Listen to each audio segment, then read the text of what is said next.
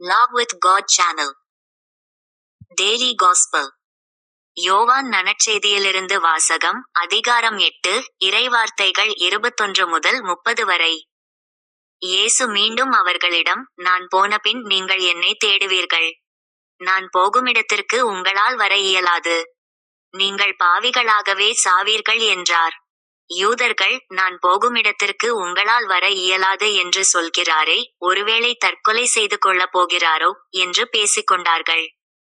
இயேசு அவர்களிடம், நீங்கள் கீழிருந்து வந்தவர்கள், நான் மேலிருந்து வந்தவன்.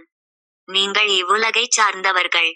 ஆனால் நான் இவ்வுலகைச் சார்ந்தவன் அல்ல. ஆகவேதான் நீங்கள் பாவிகளாகவே சாவீர்கள் என்று உங்களிடம் சொன்னேன். இருக்கிறவர் நானே என்பதை நீங்கள் நம்பாவிடில் நீங்கள் பாவிகளாய்ச் சாவீர்கள் என்றார். அவர்கள், நீர் யார் என்று அவரிடம் கேட்டார்கள்.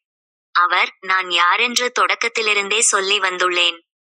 உங்களை பற்றி பேசுவதற்கும் தீர்ப்பிடுவதற்கும் பல உண்டு. ஆனால் என்னை அனுப்பியவர் உண்மையானவர்.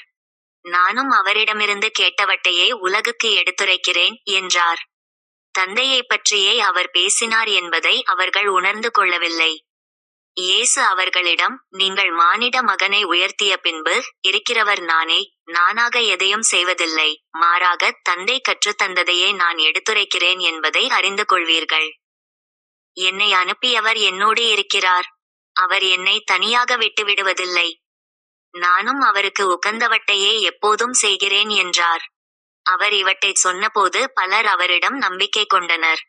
இது ஆண்டவரின் அருள்வாக்கு. இறைவா, உமக்கு நன்றி.